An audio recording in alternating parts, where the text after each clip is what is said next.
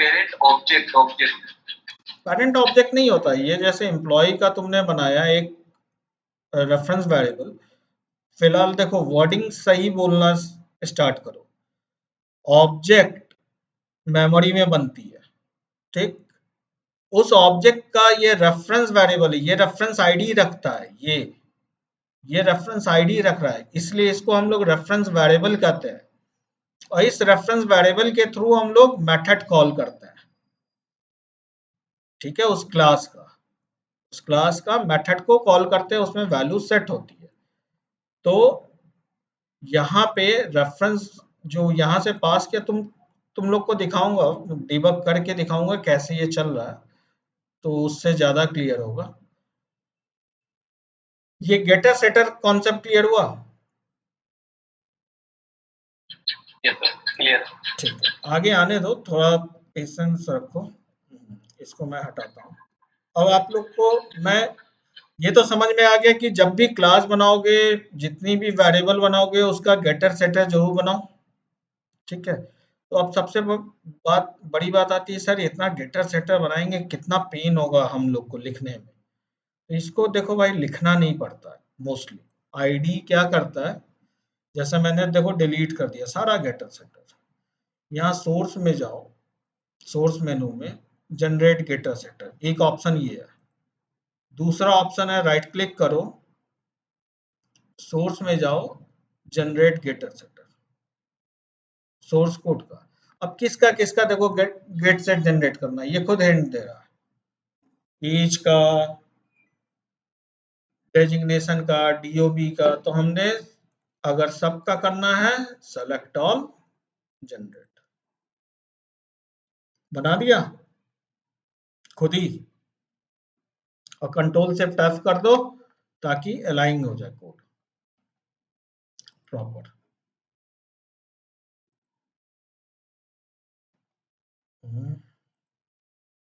कुछ एरर है क्या?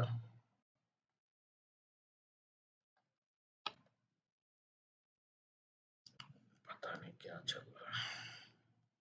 कंट्रोल शिफ्ट एफ क्यों नहीं हो रहा?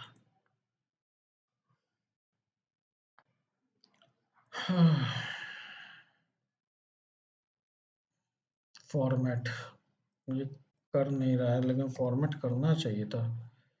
मेरे इक्लिप्स में पता नहीं क्या प्रॉब्लम है, आप लोग करना करेगा जरूर। ये इक्लिप्स में मेरे, मुझे लगता है अब इक्लिप्स भी चेंज करना होगा, ठीक है। आप लोग करना करेगा, फिलहाल मैं बैठ पुराने ही कोड ले लिया। तो ये देखो ऑटो जनरेट हो जाता है सारे गेटर और सेटर, ठीक है। तो ऑब्जेक्ट ओरिएंटेड प्रोग्रामिंग में बेसिकली क्या आती है, जितने वेरिएबल्स हैं वो यूज करो उसी क्लास में, उससे रिलेटेड सारे मेथड्स को डिफाइन करो, गेट सेट वैल्यू सब डिफाइन करो। इनिशियलाइज करने के लिए कंस्ट्रक्टर हम लोग बनाते हैं, कंस्ट्रक्टर भी देखते हैं, ठीक है। तो अब आपको थोड़ा दिस में कंफ्यूजन हो रहा होगा, तो मैं आपको डिबग करना सिखा रहा हूँ इसी प्रोग्राम में। ये क्या प्रोग्राम है वो छोड़ दो, ये सब प्रोग्राम में आऊंगा फिर से। मैं आपको डिबग करना सिखा रहा हूँ, डिबगिंग सीख लोगे तो अच्छा रहेगा। कंट्रोल जेड किया, देखो ये तो समझ रहे हो, ये तीन प्रोग्राम कहीं ना कहीं कनेक्टेड है। एम्प्लॉय, एड्रेस, ये कंट्रोल दबाया, मैंने कंट्रोल दबाया, लाइट यहाँ पे कर्सर ले गया हूँ तब ये आ रहा है। ऐसे ले जाने पे उंगली का जो फिंगर है वो नहीं आएगा। कंट्रोल दबाया, ओपन इम्प्लीमेंटेशन, तब ये इम्प्लीमेंटेशन ओपन हुआ। कंट्रोल दबाया, ओपन इम्प्लीमेंटेशन, तब ये इम्प्लीमेंटेशन ओपन हुआ, ठीक है। तो इस क्लास में अब मुझे देखना है, पूरा फ्लो देखना है। एक तो आप लोग मैनुअल खुद ड्राई रन कर सकते हो, दूसरा हमें डिबग करना है। मतलब डिबगिंग क्या होता है, हमें प्रोग्राम का फ्लो चेक करना है, कहाँ इशू है वो पता करना है। तो डिबगिंग करने के लिए सबसे ज़्यादा ज़रूरी होती है ब्रेक पॉइंट्स लगाना। कहाँ पे हम चाहते हैं कि कहाँ से हम प्रोग्राम स्टार्ट करें, कि हमें लग रहा है प्रोग्राम में प्रॉब्लम है, तो ब्रेक पॉइंट लगाएं। उसके लिए सबसे पहले लेफ्ट साइड पे ये ब्लू बार देख रहे हो, ये बार, लेफ्ट साइड में ये दिख रहा है सबको। यहाँ पे आप लोग डबल क्लिक करो, अच्छा। डबल क्लिक करो, ये ब्लू रंग का एक सर्किल दिखेगा, ये होता है ब्रेक पॉइंट। चाहे जहां भी ब्रेक पॉइंट लगा है। अब इस ब्रेक पॉइंट का बेनिफिट क्या है वो बताता हूँ। राइट क्लिक किया मैंने, अभी तक आप लोग रन एज करते थे, अब मैं डीबग एज कर रहा हूँ।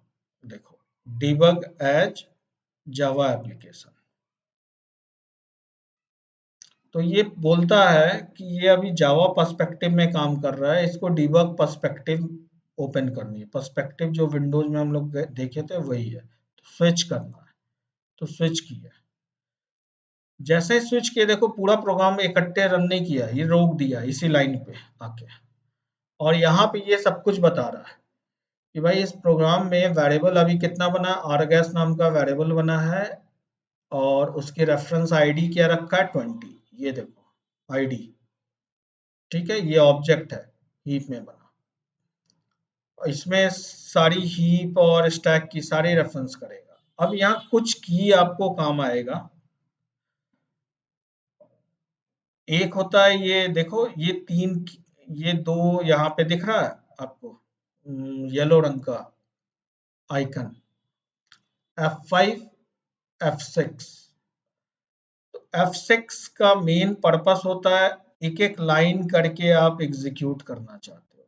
जैसे इस लाइन से हम एक लाइन नीचे आए, ये एक लाइन एग्जीक्यूट किया, तो एक लाइन का मतलब हम समझे। अच्छा, एम्प्लॉय नाम का एक क्लास बनाया, emp1 बनाया, एम्प्लॉय का ऑब्जेक्ट बनाया, और देखो आईडी में डिफॉल्ट 0, मैं जो बोला था डिफॉल्ट वैल्यू सेट करता है, देखो डिफॉल्ट वैल्यू सेट किया ना। आईडी में एम्प्लॉय की एज में 0, सिटी में नल, कंट्री में ये फलाना ठिकाना सब किया ना, ये देख रहे हो। तो ये एक ऑब्जेक्ट बना, एम्प्लॉय 1 में उसका रेफरेंस स्टोर हुआ। अब हम इस मेथड में जाना चाहते हैं कि ये मेथड कैसे वर्क कर रहा होगा अंदर इस क्लास के अंदर।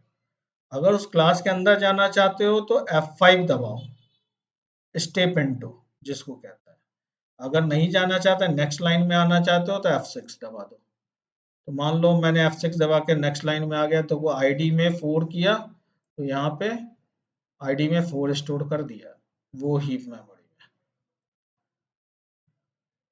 अंदर जाना चाहते हो तो F5 में दबा के जा रहा हूँ, तो देखो एम्प्लॉय क्लास में ले आया। अब यहाँ भी एक नेम नाम का वेरिएबल है जिसका आईडी 31 है। ये लोकल वेरिएबल है नेम, और स्ट्रिंग एक क्लास होता है, तो उसका वैल्यू अमित जो आया एज ए ऑब्जेक्ट आया, उतना समझने की जरूरत नहीं है कि कैसे अंदर वर्क कर रहा है, फिलहाल इतना समझो। और ये दिस में जो है वही रेफरेंस लेके आया जो emp1 का था, 27 नंबर। देखना दिस में वही आएगा F6। ये तीसरा बटन होता है F7, जिससे मतलब होता है कि रिटर्न बैक टू कॉलर, जहां से हम आए थे वहीं जाना है। तो हम F7 से फिर यहाँ आ गए। तो emp1 का देखो 27 आईडी है, और फिर से हम F5 दबा रहे हैं, अंदर जा रहे हैं। ये जावा क्लास में ले गया, F7 दबा दो, क्योंकि जावा का क्लास भी तो क्लास है ना, डेट नाम का क्लास। अब ये आया एम्प्लॉय क्लास में, तो एम्प्लॉय क्लास में आया, दिस में वही 27 आया emp1 का, और डीओबी स्टोर किया। जो भी डीओबी वहां हमने दिया था वो स्टोर, यहाँ कर्सर ले जाओगे वैल्यू दिख रहा है। तो इससे आप एक एक लाइन एग्जीक्यूट करके प्रोग्राम का देख सकते हो। इस तरह से मैंने एग्जीक्यूट करना चालू किया, ये दूसरा ऑब्जेक्ट बनाया। अब देखो ये एम्प्लॉय 2, तो एम्प्लॉय 1 के लिए वैल्यू कुछ इस तरह है, एम्प्लॉय 2 के लिए देखो वैल्यू कंस्ट्रक्टर के थ्रू इनिशियलाइज हो गया, ये सारी है। तो फिर से जरा मैं डिबग करके बताता हूँ। इसको बंद किया, डिबग को अगर पूरा फुल कंप्लीट करना चाहते हो तो ये F8 दबाओ, नेक्स्ट ब्रेक पॉइंट पे जाकर रुकेगा, नहीं तो पूरा प्रोग्राम प्रिंट। तो जावा प्रोग्राम को एज ए आप रन एज एप्लीकेशन करते हो तो ये फुल रन कर देता है। और अगर हम डिबग के थ्रू जाना चाहते हैं, देखना चाहते हैं क्या ब्रेक पॉइंट है, जैसे मैंने यहाँ ब्रेक पॉइंट नहीं, अब मुझे लगता है कि एम्प्लॉय यहाँ पे ब्रेक पॉइंट लगा है, कि कैसे ये कंस्ट्रक्टर इनिशियलाइज हो रहा है वो देखना है। तो फिर मैं राइट क्लिक किया, debug as, debug application, Java application. ये यहाँ पे आके रुक गया, ऊपर नहीं रुका क्योंकि वहां से ब्रेक पॉइंट हटाया। हटाने मतलब डबल क्लिक कर दो, हट जाएगा। यहाँ सारी ब्रेक पॉइंट की लिस्ट दिख रही है, कहाँ कहाँ मैंने लगाया। लाइन नंबर 19 पे, 21 पे ये लगाया ना ब्रेक पॉइंट। तो F5 करोगे, एसोसिएटेड क्लास पे गया, अच्छा डेट पे आया। F7 कर दो, रिटर्न आया। F5 किए, ये आया देखो। वहां से जो वैल्यू पास हुई थी वो सब आ गया, आईडी, और वो सेट हो रहा है। ये सेट होके एम्प्लॉय 2 में चला गया। समझ में आ रहा है कैसे प्रोग्राम चल रही है।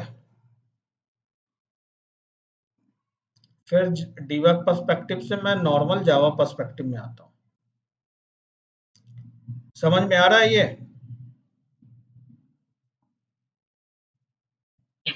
श्वेताली, विवेक, अभिषेक, राहुल, ठीक है। हाँ, फ्लो जान, देखो फ्लो इतना अभी जानना जरूरी नहीं है। बेसिकली देखो, तुमको ये समझ में आया ना कि एम्प्लॉय की प्राइवेट मेंबर्स क्या होते हैं, और इससे रिलेटेड गेटर एंड सेटर कैसे जनरेट करते हैं। क्लास एंड ऑब्जेक्ट में डिफरेंस समझ में आया। क्लास क्या होता है, ऑब्जेक्ट क्या होता है। जो हम लोग कहते हैं ना, object is the instance of class. Class एक अलग कॉपी बनती है जो मेथड एरिया में लोड होता है, और जितना चाहे उसका उतना ऑब्जेक्ट बनाओ। जैसे एम्प्लॉय का मैंने n नंबर ऑफ ऑब्जेक्ट बनाया। अगर आप लाइब्रेरी मैनेजमेंट सिस्टम बना रहे हो तो बुक नाम का एक क्लास होगा, उसका n नंबर ऑफ ऑब्जेक्ट बनाओगे, जितनी बुक होगी उतना ऑब्जेक्ट बनेगा। स्कूल मैनेजमेंट सिस्टम बनाते हो तो स्टूडेंट नाम का एक क्लास होगा। स्टूडेंट तो बहुत सारे होंगे, तो ऑब्जेक्ट क्या होगा, जो एक्चुअल रनिंग इंस्टेंस होते हैं। यानी हम लोग जो स्टूडेंट अगर एज ए उस स्कूल में है तो उस स्कूल के ऑब्जेक्ट होंगे। क्लास एक कॉपी हो गई, एक स्ट्रक्चर हो गया। जैसे हम लोग को भी कैटेगराइज किया गया है ना। अगर बायोलॉजिकल देखोगे तो हम लोग मैमल्स में आते हैं, एक कैटेगरी है। फिर उसके बाद एनिमल्स का कैटेगरी बनाया गया, वो भी एक क्लास है। कैटेगरी एक क्लास ही हो गया। एनिमल्स से फिर आ जाओ ह्यूमन बीइंग और एक्चुअल एनिमल। फिर ह्यूमन बीइंग में भी आओगे तो मेल और फीमेल सेक्स के बेस पे। तो अलग अलग क्लासेस बनाया जा सकता है, जितना चाहो उतना क्लास बनाया जा सकता है। तो बेसिकली अभी देखो ऑब्जेक्ट ओरिएंटेड प्रोग्रामिंग समझा रहा हूँ। आऊँगा प्रोग्राम में, वो फिर से आऊँगा वो सारी चीज़ें। ठीक है, उतना ज़्यादा डीप में अभी जाने की ज़रूरत नहीं है। तो ऑब्जेक्ट ओरिएंटेड प्रोग्रामिंग का डेफिनेशन समझ में आया। बेसिकली ऑब्जेक्ट ओरिएंटेड प्रोग्रामिंग क्यों करते हैं, हमारी सोर्स कोड को बेटर वे में ऑर्गेनाइज करते हैं जो रियल वर्ल्ड के अकॉर्डिंग होती है। ठीक है। ऑब्जेक्ट ओरिएंटेड प्रोग्रामिंग एक कॉन्सेप्ट है, एक प्रिंसिपल है। इस प्रिंसिपल के लिए कुछ रूल्स दिए हैं ऑब्जेक्ट ओरिएंटेड प्रोग्रामिंग में। वो रूल्स ये हैं कि ये प्रिंसिपल एंड गाइडलाइंस फॉलो करनी है। जो भी प्रोग्रामिंग लैंग्वेज ये सारी गाइडलाइंस को फॉलो करेंगी, वो pure object oriented programming language होती है। All of these rules follow करेंगी तो। जावा ऑब्जेक्ट ओरिएंटेड प्रोग्रामिंग लैंग्वेज है, लेकिन ये प्योर नहीं है। ठीक है, प्योर इसलिए नहीं है क्योंकि कुछ रूल्स जो होते हैं वो जावा फॉलो नहीं करता। ये जो फिफ्थ और सिक्स्थ मैंने हाईलाइट किया है, ये जावा फॉलो नहीं करता, क्योंकि इसकी वजह से बहुत ज़्यादा मेमोरी